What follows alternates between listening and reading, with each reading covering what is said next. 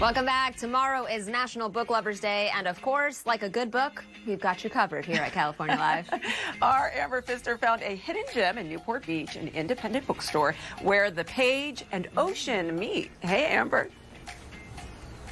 Hey, ladies. Okay, so with National Book Lovers Day tomorrow, we wanted to give you a head start and take you to Lido Village Bookstore. This is in Newport Beach, and guys, you can smell the ocean breeze. It's that close. But the real reason I wanted to bring you here is to meet the owner. Guys, meet Michelle. Now, Michelle, I know you have a passion for books. So where did this all start? I think it started just at childhood with my father always reading books to us at night every evening. And he's always started with the classics and said Huckleberry Finn is the hardest book to read out loud.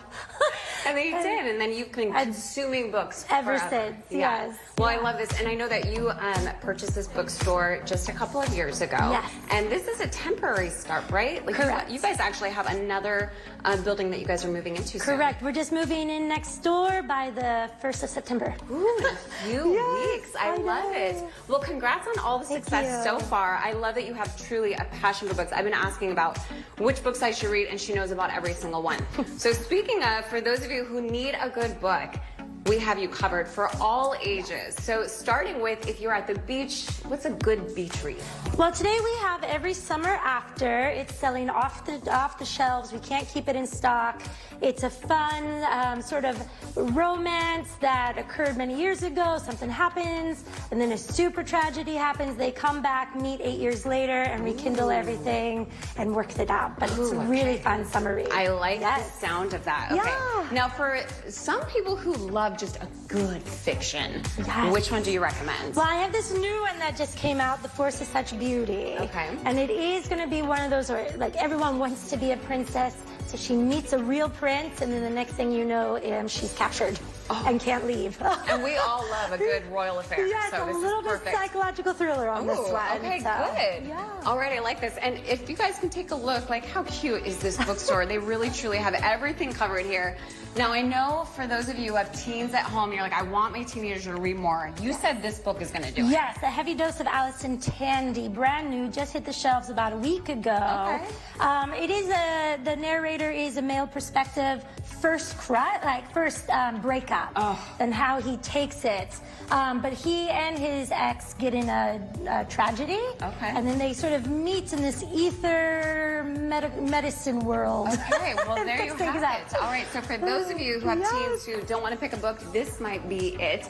And then, of course, for the parents with the young ones, don't worry, we have you covered. We do. Literary Critters, William Shakespeare's journey.